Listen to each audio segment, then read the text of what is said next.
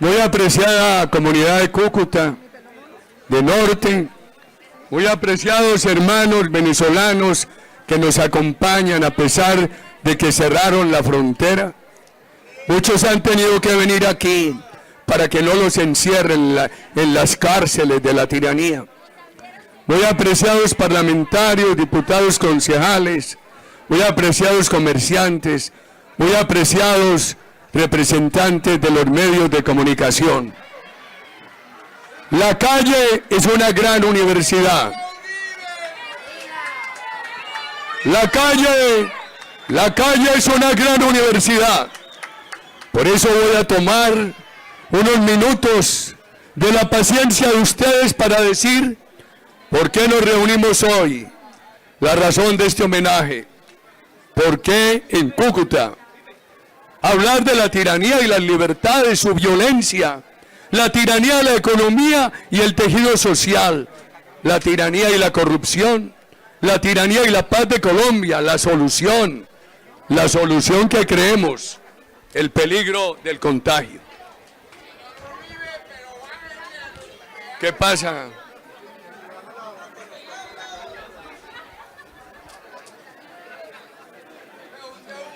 Nos reunimos para rendir un homenaje y expresar nuestra solidaridad con los campeones universales de la democracia, María Corina Machado, Edmundo González y el bravo pueblo hermano.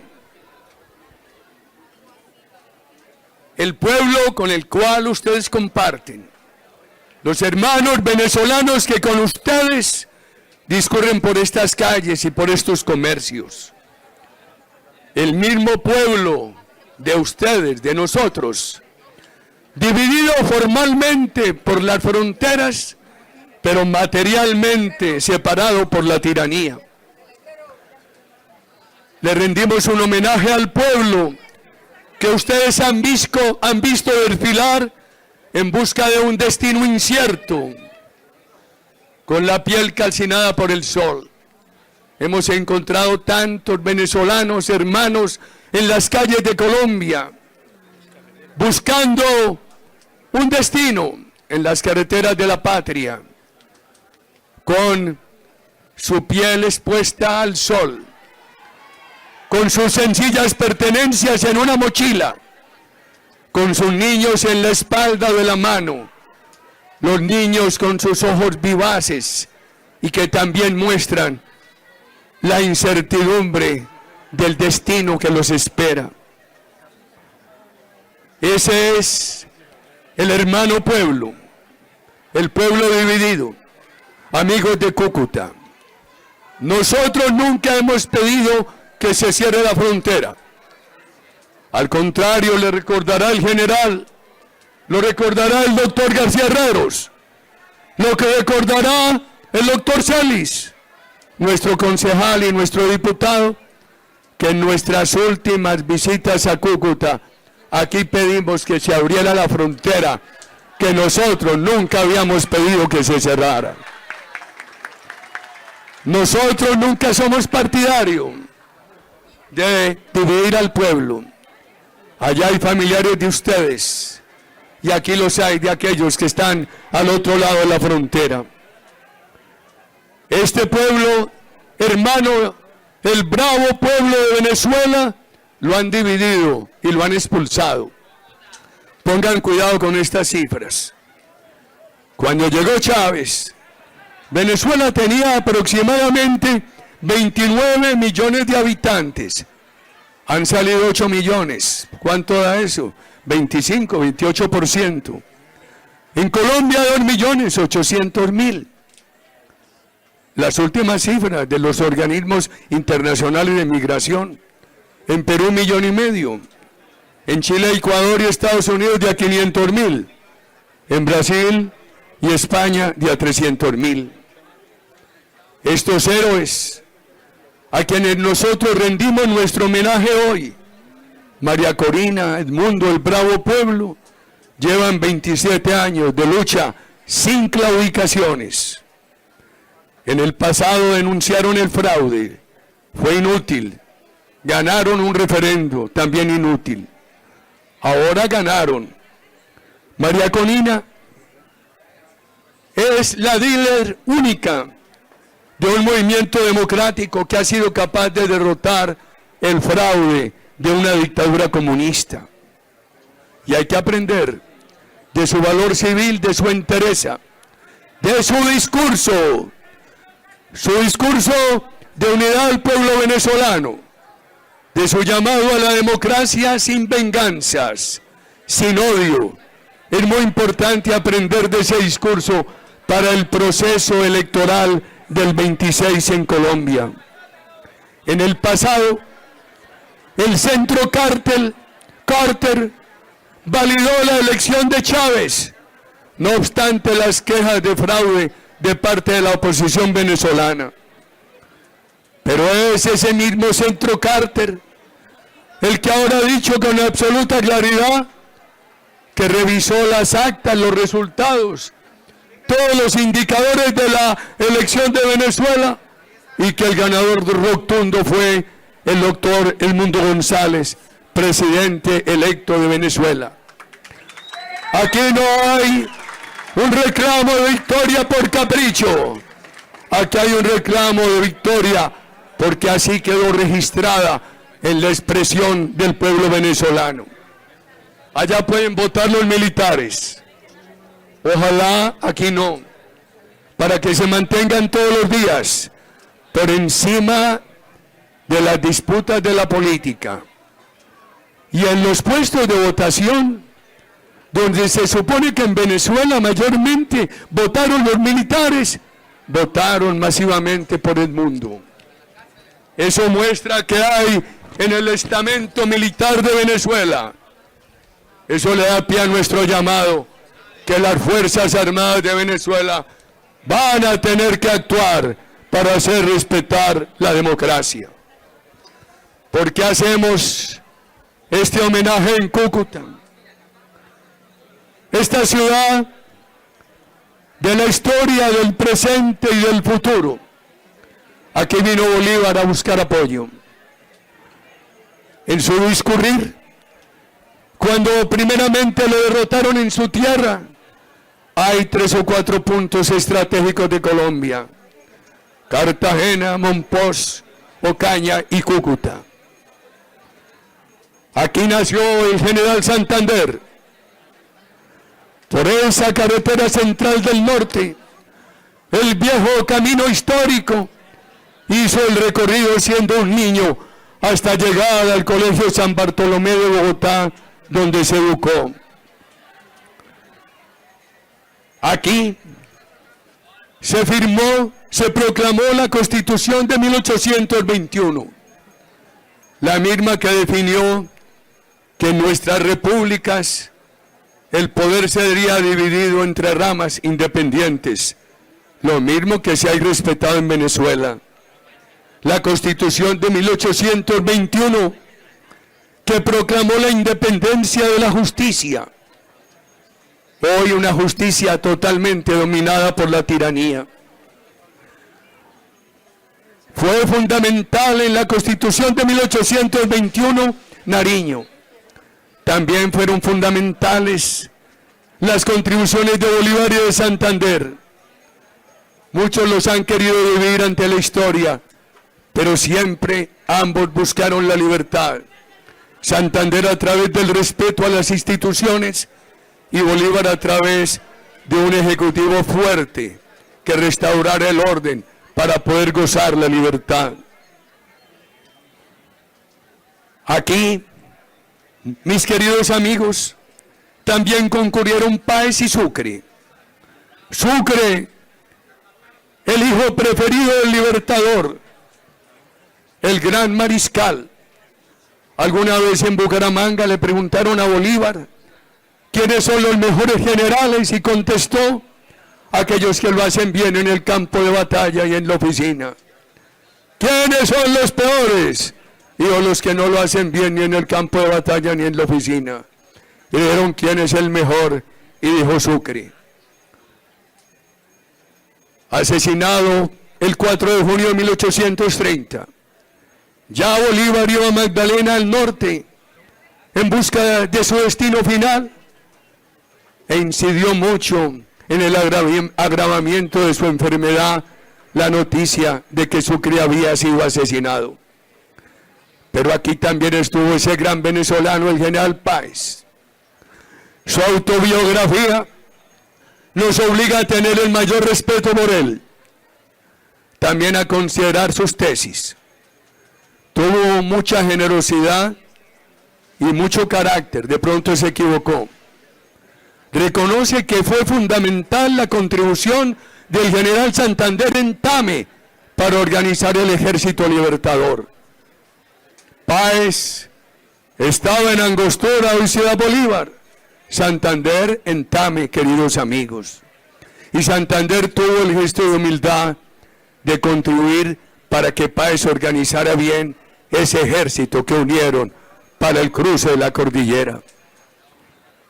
Chávez, no los confundamos, son muy distintos. Páez justificó la independencia de Venezuela porque se ejercía un poder centralista desde Bogotá. Eso me ha llevado a decir que si se hubiera definido a Cúcuta como capital de la República, se habría podido sostener la Gran Colombia, por lo menos entre nuestras dos naciones hermanas, sin perjuicio de haber hecho esfuerzos con Ecuador para que Ecuador, dirigido por el general Juan José Flores, no se separara de la independencia. Pues bien, separados desde 1830, formalizada la separación con la muerte del Libertador, hoy, sin que importen las fronteras, estamos unidos, reclamando para todos la libertad, reclamando para todos justicia, reclamando para todos bienestar. Y es muy importante reunirnos en esta ciudad por su proximidad con Ocaña. En 1828, uno de los últimos viajes del Libertador fue a Ocaña. Algunos historiadores narran que iba rumbo a la costa a enfrentar una rebelión del almirante Padilla. Otros dicen que se dirigía a la convención de Ocaña. Se quedó unas semanas en Bucaramanga y desde allí envió un bellísimo mensaje a la convención de Ocaña, a la fuerza pública, que más adelante voy a mencionar, a ver si el ejército venezolano algún día oye al Libertador en sus palabras exactas.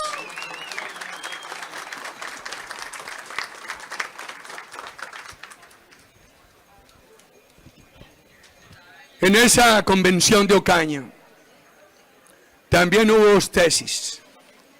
La tesis de las instituciones de Santander y la tesis del Ejecutivo Fuerte del Libertador. Pero la proposición del Libertador era transitoria. Él quería, a través del Ejecutivo Fuerte, la misma libertad que el general Santander buscaba a través de la consolidación de las instituciones. Pero llegó Chávez. Cuando en Colombia firmamos el Frente Nacional para superar la violencia entre los partidos, en Venezuela firmaron el Pacto de Punto Fijo para que después de haber vivido la primera mitad del siglo pasado en dictadura, pudieran continuar en libertad y democracia. Y eso lo rompió Chávez. Hablemos de las libertades. La libertad de opinión. No hay que recurrir a los historiadores. Basta abrir las páginas de los periódicos de la campaña del presidente Chávez para recordar lo que decía, que respetaría totalmente la libertad de prensa, la libertad de opinión. Hoy se estima que ha cerrado más de 400 medios de comunicación. Más de 400 medios cerrados. A mí me ha dado mucho gusto ver esta mañana, aquí en Cúcuta, en esta calle que quiero, en este comercio que tantas veces nos ha recibido con generosidad. A mí me dijeron, ¿y por qué no dicen lo que van a decir en una universidad? Y yo dije, esto lo vamos a decir en la Universidad de las Calles de Cúcuta, frente al corazón atento de un pueblo que nos quiere y que queremos. Chávez prometió respeto a la libertad de prensa. Esa dictadura que empezó en el 98 ha cerrado más de 400 medios de comunicación. En el último tiempo, 81 emisoras. Dios nos libre del contagio, queridos amigos. Una cosa es discutir y tener desacuerdos con la prensa. Otra cosa es cerrar los medios o presionar para que dispongan de periodistas. La democracia anima el debate, pero la democracia no permite la supresión de la libertad. En este país, por fortuna, hemos mantenido una gran libertad. Yo prefiero incluso la libertad para recibir calumnias que la censura de Venezuela, que ha llevado la libertad a las cárceles y al exilio. En Venezuela han cerrado una cantidad de emisoras, de periódicos pequeños. ¿Recuerden ustedes cuando no quisieron renovar la licencia de Radio Caracas Televisión? Un canal que se caracterizó por la oposición democrática. Quien lo dirigía está en el exilio. Recuerden ustedes que la norma era, o le venden a los amigos del régimen, o lo cerramos. Otro canal muy importante, se lo tuvieron que vender a los amigos de Chávez.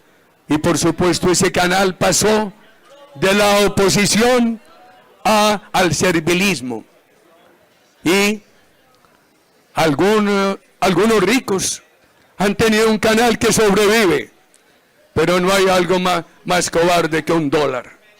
Para mantener su canal y su dinero, esas personas aceptaron la orden de Chávez de no hablar de política, de no hacer oposición. ¡Qué vergüenza! La prensa sometida, queridos amigos. Periódicos tan importantes como el Nacional cerrado.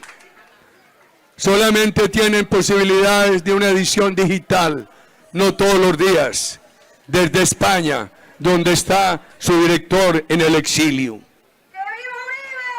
Y hablemos de los partidos políticos y de los candidatos.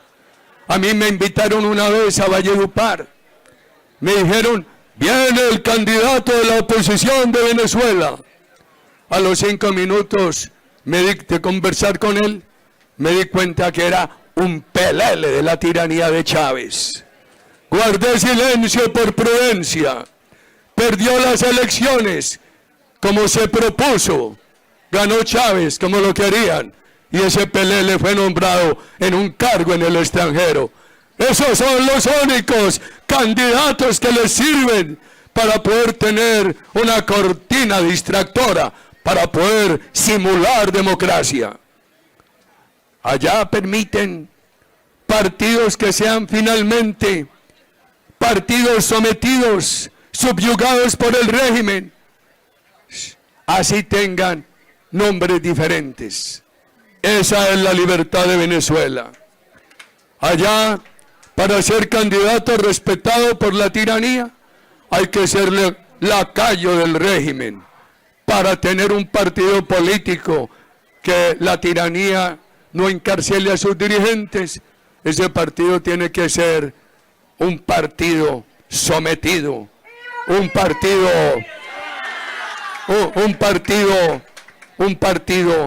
a disposición del régimen. Y hablemos de la libertad de empresa. Más adelante vamos a hablar de lo social y de la pobreza. Tienen una libertad de empresa como en Nicaragua. Es que el socialismo también se reinventa. Queridas senadoras María Fernanda, Paloma y Paola, queridos senadores Andrés, Miguel, Carlos Meisel, representantes, doctor Carlos Edward, doctor Juan Felipe. el socialismo también se reinventa. En Nicaragua, dice el dictador, consigan plata, pero cállense la boca. Consigan plata, pero anulen la mente. Consigan plata, pero no hagan política. Esa es la libertad de prensa de Venezuela. Allá han podido algunas empresas sobrevivir, una que otra con mucho valor. Hay que resaltarlas y aplaudirlas.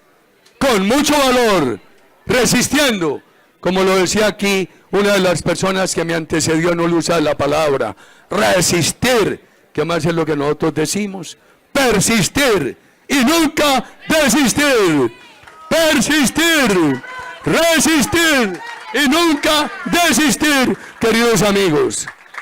Pero también hay muchas empresas que han sobrevivido allí por ser lacayas del régimen. Producen bienes, ofrecen servicios, ganan dinero, pero han anulado su capacidad de pensar y de razonar, como en Nicaragua. Son máquinas de producir que no piensan. Esa no es la libertad de empresa que nosotros queremos. Y también encontramos que esas disposiciones laborales que han creado han llevado a muchas empresas a decirle a los trabajadores: no le puedo pagar lo de la ley, yo le doy empleo, pero acépteme un pago inferior. Gravísimo. Allí lo están diciendo, el salario más bajo del mundo. Aquí nosotros reclamamos contra los impuestos, pero no reclamamos contra el salario. Este partido ha dicho: queremos menos impuestos y más salario. Es mucho mejor un peso pagado en más salario al trabajador, o un peso invertido en más capacidad productiva de la empresa, que un peso en impuestos para el Estado derrochador. En Venezuela, fuera de los abnegados luchadores que han resistido, persisten y nunca desisten, también hay otros exitosos porque tienen negocios con integrantes del gobierno. Yo le preguntaba a alguno: ¿y usted cómo tiene esa empresa pecuaria tan grande? Digo, la única manera ha sido, ojo con esto, la única manera ha sido convirtiendo en socios a algunos integrantes del gobierno. ¡Qué corrupción! ¡Qué vergüenza! Nosotros, en este espíritu de libertad, queremos empresa privada totalmente independiente de los gobiernos. Para no hablar de los negocios corruptos a los cuales ahora me voy a referir. Miren, y veamos qué ha pasado con la economía venezolana. Pongan cuidado estas cifras. Llegó a valer más o menos 454.000 millones de dólares. Bajó a 60.000.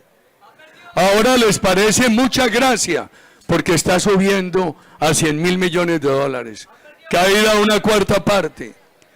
Para que el Estado venezolano se endeude, tiene que pagar 3.900 puntos más de intereses que los bonos de los Estados Unidos. Contrastemos eso con Milei.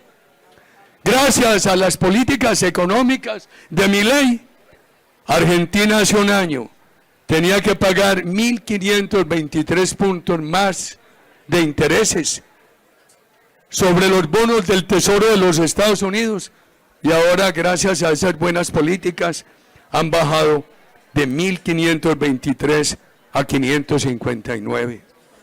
Ahorita hablamos también de la tiranía y el tejido social. Por ahí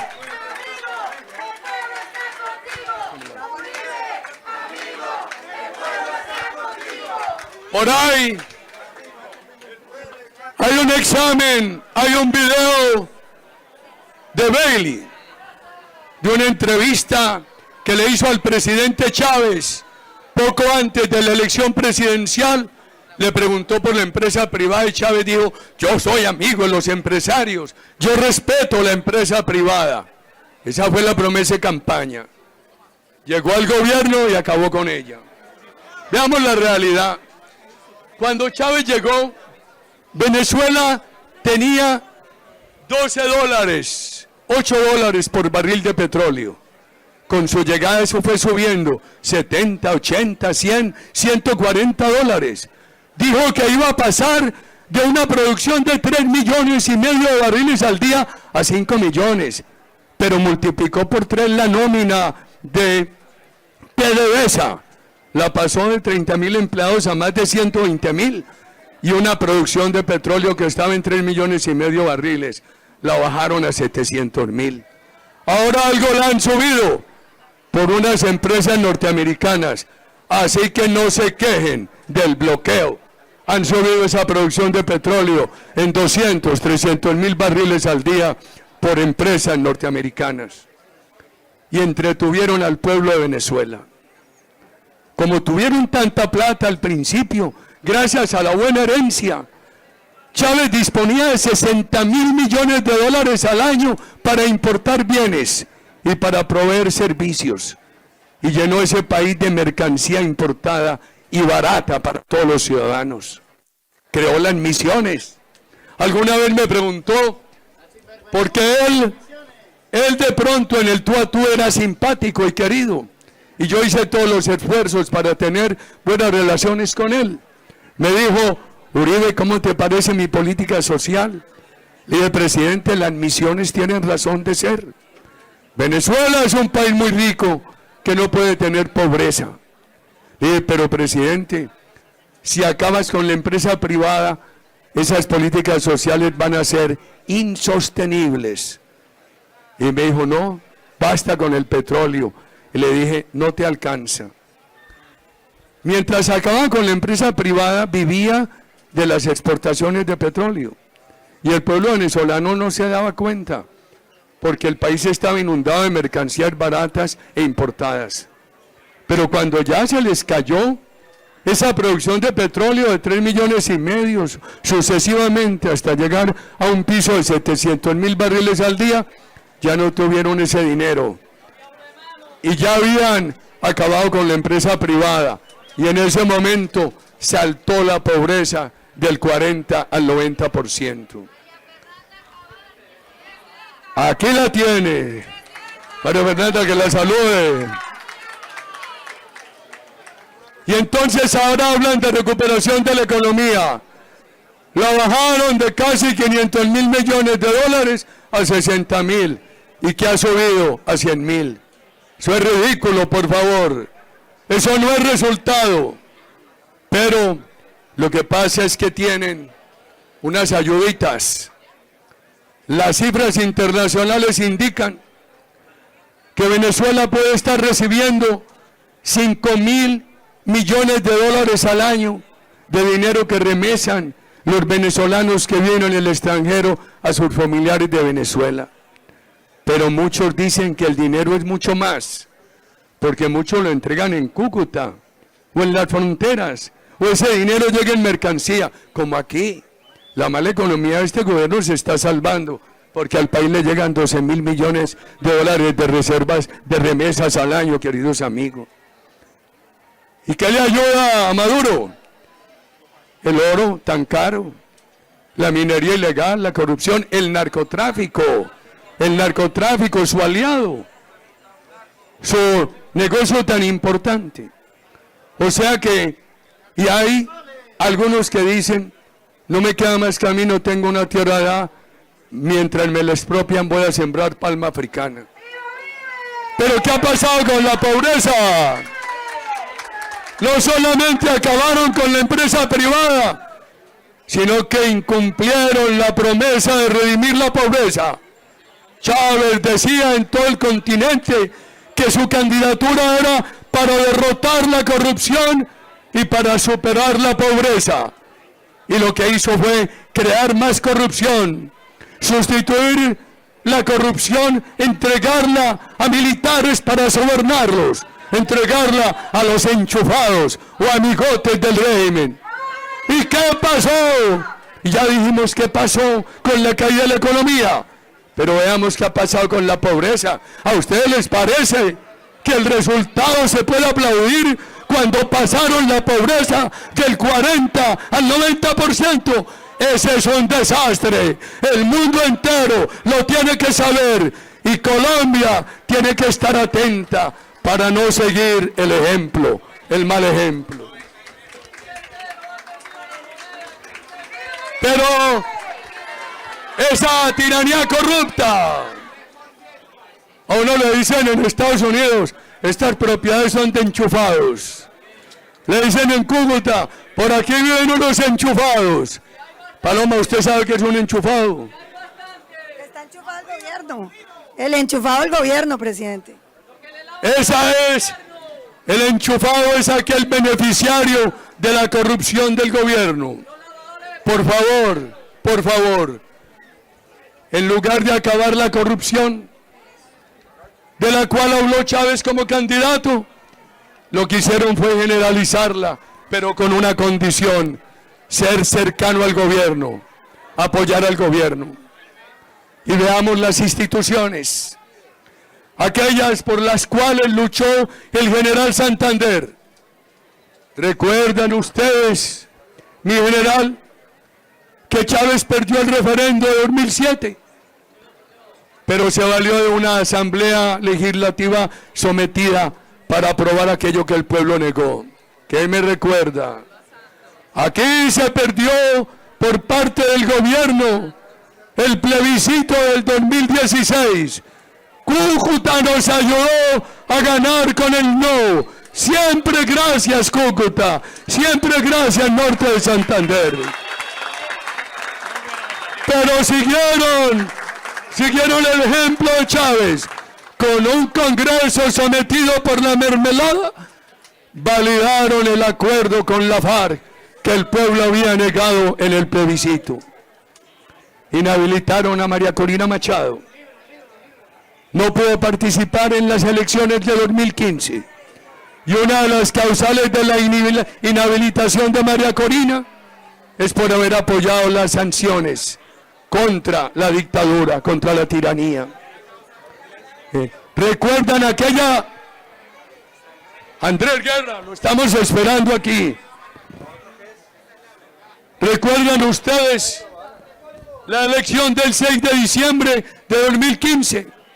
La oposición ganó la asamblea, pero inmediatamente la tiranía, que no tiene límites, para contrarrestarla, convocó una asamblea constitucional y le dio poderes legislativos. Dijeron, nos derrotó la oposición de malas, como se diría aquí, no van a poder legislar. Le entregó el poder legislativo a una asamblea constitucional, a una constituyente que se inventaron y que la crearon simplemente con amigos del gobierno. ¿Saben cuál fue la composición de esa constituyente? Que esto lo sepamos todo. Fue una constituyente de 545 integrantes, todos miembros de la tiranía. En América Latina, en las democracias, se presentan en ocasiones, problemas de politización de sectores de la justicia. Colombia no es ajena.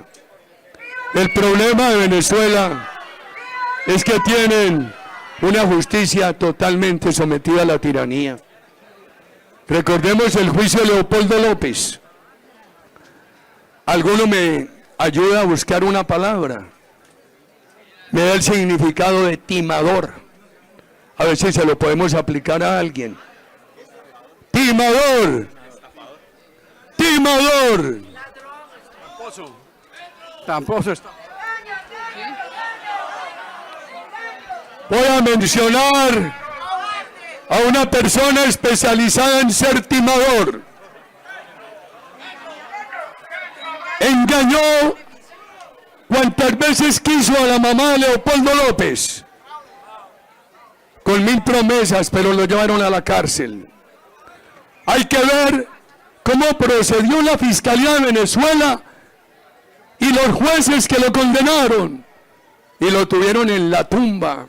Todos esos años de prisión y de tortura, y como allá no aplican la ley, tuvieron que permitir que saliera de la cárcel y buscara el exilio cuando les dio la gana, por la presión internacional. Ese timador me dijo anoche, me insultó anoche, eso no vale la pena. Ahora nos referiremos a eso. El señor Diosdado Cabello es un timador, es un estafador, como lo hizo con la mamá de Leopoldo López, para llevar a la cárcel a Leopoldo. Y pudiéramos recordar nosotros a todos los presos. Recordemos a Loren Sale, un joven que hoy vive en España, un gran luchador por la democracia de Venezuela. Ese pecadito, no solamente de la dictadura de Maduro, que lo tuvo en la tumba, es de un gobierno que hubo aquí, que lo deportó ilegalmente, y nada ha pasado. La legislación internacional dice que nadie que está buscando un asilo puede ser deportado a su país si allí corre peligro. Y allá deportaron a Loren Sale, y respetando esa norma de la legislación internacional, y lo sometieron a la tortura en la misma cárcel, en la tumba. Macled, que lo capturamos en Colombia, un gran narcotraficante al servicio del régimen de Venezuela. Ese gobierno que hubo aquí se le entregó a Venezuela para complacer a Chávez. Allá lo metieron a la cárcel. Y él decía siempre que él simplemente hacía negocios de narcotráfico con el gobierno Chávez, con el gobierno Maduro. Pero eso no trascendió. La justicia se olvidó de ese delito del régimen, pero por ahí en la comunidad internacional no se olvidaron. Por eso están ofreciendo jugosas recompensas para capturar en algún lugar a estos bandidos.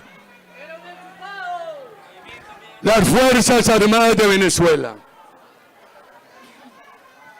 Cuando leemos nuestra historia, vemos que mientras Bolívar recogió soldados en Cartagena, en Monpós, en Ocaña, en Cúcuta, Páez también recogió soldados venezolanos en todo el Orinoco. Que la libertad de nuestros países la hicieron unos bravos soldados que remontaron los Andes después de ese cruce entre la inundación y el Mosquito por las llanuras orientales. Y después ese ejército, después de Boyacá, se recompuso y con colombianos y venezolanos logró el gran triunfo para Venezuela en la batalla de Carabobo. Y fue al sur y vinieron las batallas gloriosas de Bomboná en Pasto, de las faldas de Pichincha en Quito, de Junín y Ayacucho, que dieron la libertad al Ecuador, a Perú, y que crearon en el Alto Perú, Bolivia, que la dirigió inicialmente el mariscal Sucre. Pero comparemos ese ejército con el de hoy. El de hoy se ha olvidado que es para proteger al pueblo y lo que hace es ser cómplice de la dictadura. ¡Qué tristeza! Se creen sucesores de Bolívar y son los traidores de Bolívar. En un bello discurso que mandó por escrito el libertador de Bucaramanga a la convención de Ocaña, dijo: considerar legisladores que la energía de la fuerza pública es la salvaguardia del débil. El ejército de Venezuela hoy no es la salvaguardia del débil. El ejército de Venezuela hoy es el torturador del débil, el torturador de la democracia. Dijo el libertador: considerar legisladores que la energía de la fuerza pública es lo único que aterra al delincuente. El ejército de Venezuela hoy no aterra al delincuente, trabaja con el delincuente. Y ahora vamos a hablar de paramilitarismo. Considerar legisladores, decía el libertador, que la energía de la fuerza pública es la esperanza de toda la sociedad. Allá es el temor de la sociedad democrática. Por supuesto, hay muchos soldados de Venezuela que han querido rebelarse porque han entendido que que su compromiso es salvar la Constitución y no seguir apoyando los desafueros de la tiranía. Y muchos de ellos han sido llevados a la cárcel. Hace poco murió allá un gran general de los del inicio de Chávez, que fue llevado a la cárcel, el general Baduel. Hoy desde las calles de Cúcuta, digámosle al país que nos escucha, ¿cómo se llama esta calle?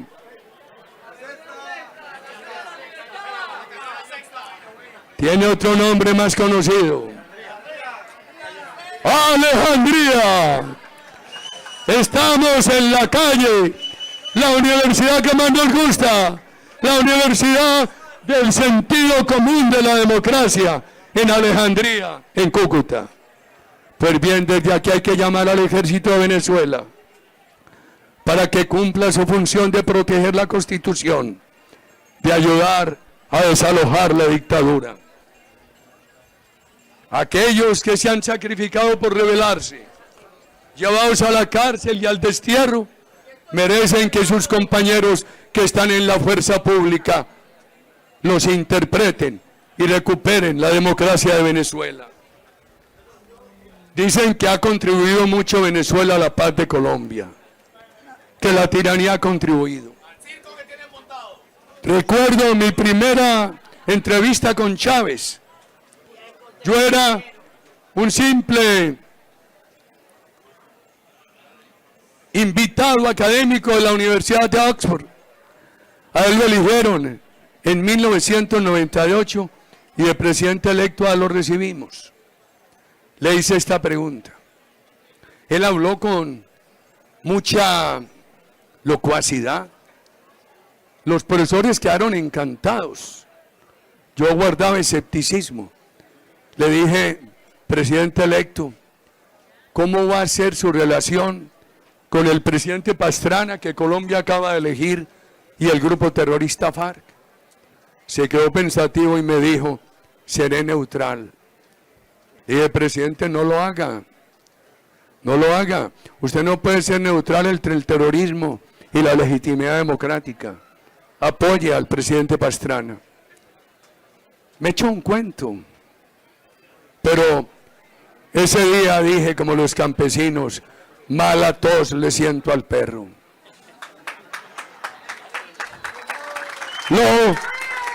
Lo visité siendo yo presidente electo. Llegó a mi posesión. Oyó cuando la FARC disparó contra nosotros ese 7 de agosto una cantidad de misiles informales y asesinó más de 20 personas en el Cartucho de Bogotá. Él siempre, ese día me posesionaba, él siempre negaba su relación con la FARC, pero un día me dijo el general Castro, comandante de la policía, me dijo, presidente, Chávez ha invitado a Caracas, a la FARC y al ELN a una reunión con el Foro de Sao Paulo. Y dije yo, ¿pero por qué? Si al Foro de Sao Paulo deben ir partidos políticos y ese par de grupos son terroristas. Mi abuelo los ha invitado. ¿Y quién va, mi general? Y me dijo, va Granda, en representación de la FARC. Es el canciller y sáquelo a mi general. Y me dijo, si lo saco usted me echa. No lo he hecho, mi general. Me dijo, es que siempre en Colombia resuelven los problemas utilizándonos a los militares y a los policías de fusibles. Para que no le pase nada al presidente, cambiamos a los generales y los policías. La noche anterior de la operación me dijo el ministro de Defensa, está todo listo, pero vamos a tener un problema muy grave. Le dije, ministro, sáquelo, yo pago esa cuenta. Lo sacamos, un problema grandísimo. Chávez inicialmente no dijo nada. ¿Cuándo dijo? Cometí yo el error de tener una reunión a principios de 2005 con unos comunicadores de Bogotá muy importantes. La señora mía llevaba a la presidencia arepitas delgaditas de Antioquia y queso molido, el quesito casero molido. Ya se hacían invitaciones muy sencillas a tomar eso con café con leche. Y los periodistas me preguntaron, oiga, presidente, díganos, ¿el gobierno intervino para sacar a Granda de Venezuela? Y les dije, muy difícil para mí esa respuesta. Si guardo silencio, no es de mi temperamento. Si miento, hago mal. Si les digo la verdad, ustedes le pueden hacer mal a Colombia. Se prometieron que nada dirían. Les conté a las 6 de la mañana del otro día, y eran muy importantes. Ya salió eso en los medios. ¿Cómo les parece? Y entonces la FARC ese día envió una carta pública, señoras senadoras y señores senadores, y mi general, a Chávez, pública, diciéndole, nosotros tenemos garantías o no tenemos garantías en Venezuela. Y él se enfureció.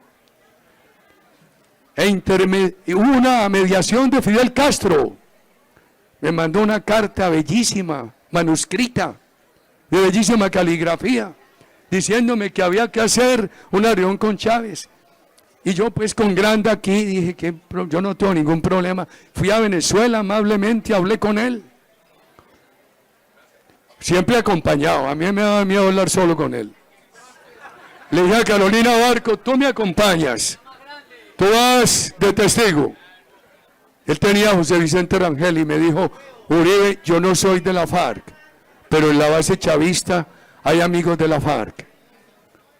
Y entonces, por eso he tenido que reaccionar así. Bueno, poco a poco fue confesando. Ahí hubo la prueba reina, se fue constituyendo la prueba reina de su vinculación a la FARC. En la última ocasión que hablamos del tema, le dije, presidente, hay estos campamentos y tal en tal parte. Me dijo, Uribe, usted ya me había dicho, fui allá y no había nada. Y le dije, presidente, hay que mandar inteligencia, porque si solamente mandas ejército, se escapan. Y entonces se puso a pensar y me dijo, oigan lo que me dijo, si yo persigo a la guerrilla, no contribuyo a la paz de Colombia. Le dije, presidente, haz una reflexión. Si sigues protegiendo bandidos, ellos van a perpetuar la violencia en Colombia. Y así fue. Enseguida, quien me sucedió en la presidencia, en América Latina, lograba superar dificultades de su habla para presentarse como el más furibundo antichavista y anticastrista de América. Lo eligieron y a los pocos días declaró a Chávez su nuevo mejor amigo. Dije yo en la Universidad de Valencia, en España, hace pocos días, poco tiempo, ante una presencia muy izquierdista, pero uno tiene que hablar la verdad.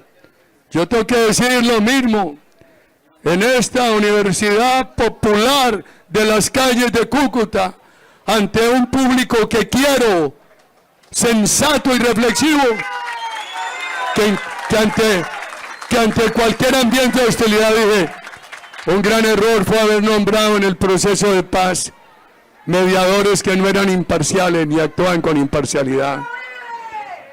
El nombramiento de Venezuela y de Cuba como mediadores fue entregarle el proceso a la FARC. Hay que aprender. Los procesos de paz no pueden tener mediadores que estén sesgados en favor del delincuente. Por favor. Y el gobierno aquí nos había prometido, está en la televisión, no es cuento de nadie. Habrá cárcel para los responsables de delitos atroces. No la ha habido. Ni la habrá. Los responsables de violación de niños no han ido un día a la cárcel. Dijo, habrá cárcel para el narcotráfico.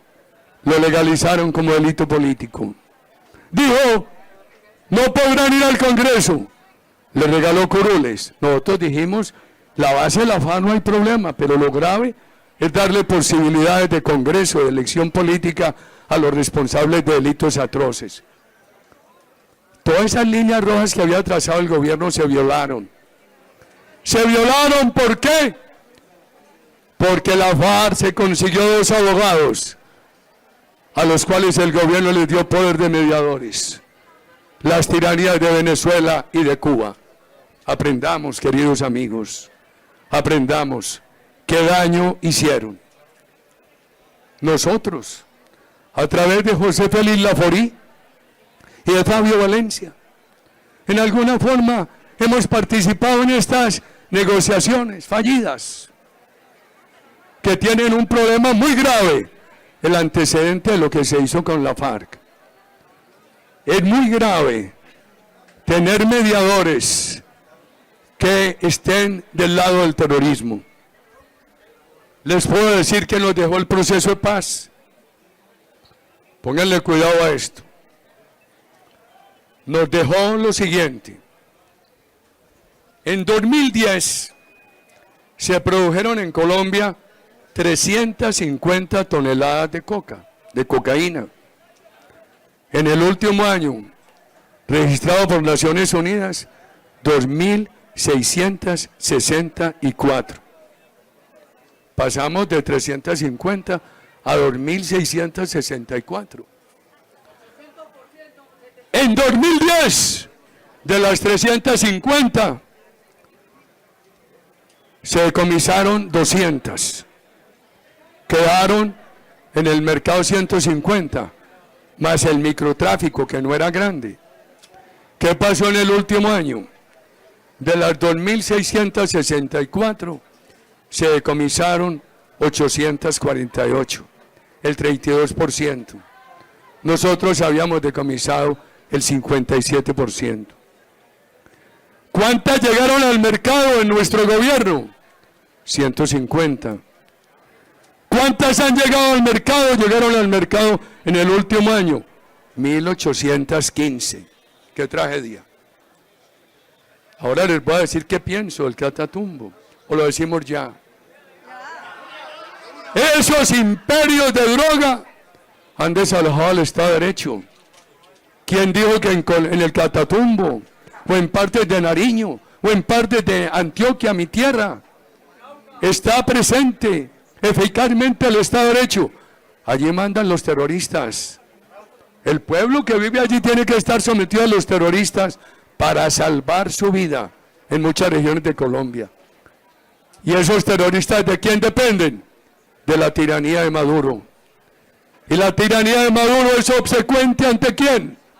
Ante sus patrones, los tiranos de Cuba. Entonces, por eso, por ahí en los años 20, 30 se decía que había unas repúblicas centroamericanas que dependían de la CIA de los Estados Unidos. Cuando sacaron al presidente Arbenz de Guatemala, se dijo que lo había derrocado la CIA, que porque eso era una república bananera. Pues bien, hoy tenemos en Colombia unas repúblicas bananeras, un neocolonialismo, unas tierras colombianas, unas gentes colombianas que están sometidas por el yugo terrorista, y ese yugo terrorista está controlado por el patrón colonialista, que es la tiranía de Venezuela, queridos amigos. Pero veamos homicidios. Pongan cuidado. Nosotros no dejamos el país convertido en una maravilla. El gobierno mío mejoró en muchas cosas, pero el país no quedó convertido en una maravilla. Y seguramente yo cometí muchos errores. Ahora me decía uno, Uribe, ¿y si ustedes llegan? Me miró con escepticismo, le dije, si llega uno de los nuestros lo va a hacer mejor. Uno madura para mejorar, uno no puede madurar para empeorar. Pero nosotros bajamos en los homicidios casi de 30.000 a 15.000. ¿Ustedes saben en cuántos homicidios hubo en Colombia el último año? En el 2010, 15.000. El último año, 13.109. ¿Que hay más habitantes? ¿Se ha bajado la tasa? Sí, pero estamos casi en los mismos 15.000. ¡Qué tragedia! todo lo que se quedan de las masacres. Nosotros bajamos de 97 masacres a 10. ¿Ustedes saben cuántas registra Indepaz que hubo el año pasado? 76 masacres. Algo va de 10 a 76, queridos amigos. Es que esto es con números, como dicen los muchachos de ahora. Dato mata relato. Líderes sociales asesinados. Habríamos querido que no asesinaran uno solo en nuestro gobierno. El último año asesinaron 38. El año pasado 173. Imaginen ustedes, eso es lo que nos dejó la participación de Venezuela y Cuba con Santos en el acuerdo con la FARC. Desplazados. Todavía en 2010 tuvimos muchos, 286.000. Eso es lo único que han rebajado. Pero el último año hubo todavía 176.000. ¿Qué pasa? ¿Hay algún problema en la transmisión? 176.000. Extorsión. Yo le creo a las cifras del 2010, porque en el gobierno nuestro el ciudadano cuando recibió una extorsión denunciaba, porque sabía que había autoridad que lo protegía. Hoy ustedes, si reciben una extorsión, ¿la pagan o denuncian? Muchos la tienen que pagar, y me dicen en todo el país, pagamos porque no hay quien, ¿para qué denunciamos si no hay quien nos proteja? Denunciamos y nos exponemos a la venganza, a la retaliación. El gobierno dice que el año pasado hubo 12.956 extorsiones denunciadas contra 1.460 del último año nuestro. Pero yo a esas cifras de ahora no les creo, porque todo el país está extorsionado. Lo dijo uno de mis antecesores en el uso de la palabra. Hablemos de la solución. Venezuela, la tiranía, ha tenido la mediación del Centro Carter. La Unión Europea en muchas ocasiones les ha dado la mano. Ha tenido también la tolerancia de Naciones Unidas, etcétera. Han hecho lo que les ha dado la gana. No ha importado en los organismos internacionales que esa tiranía viole la Convención Americana de Derechos Humanos y Políticos, conocida como el Pacto de San José. Acaban de violarlo con esto que hicieron contra el doctor Edmundo y contra María Corina. A la comunidad internacional, a los organismos internacionales no les ha importado que esa tiranía viole la Carta Democrática. La Carta Democrática que obliga a todos los países a defender la democracia y a exigir que los otros la defiendan. Es una de las razones de por qué nosotros hemos opinado sobre esta tragedia causada por una tiranía en Venezuela. Aquí no hay más camino. ¿Qué pedimos nosotros? Nosotros pedimos una intervención internacional, preferiblemente avalada por las Naciones Unidas, que desaloje a esos tiranos del poder y convoque de inmediato a unas elecciones libres. Que el señor especializado en ser timador no siga hablando de paramilitares, porque anoche decía él, con mucha burla, que aquí venía Uribe a reunirse con sus paramilitares. Que ese timador sepa que lo que nosotros queremos, por aquello que propugnamos, es por una intervención militar internacional con el ejército de Venezuela, que desaloje a la dictadura. No hablen de paramilitares. Nosotros aquí desmontamos el paramilitarismo.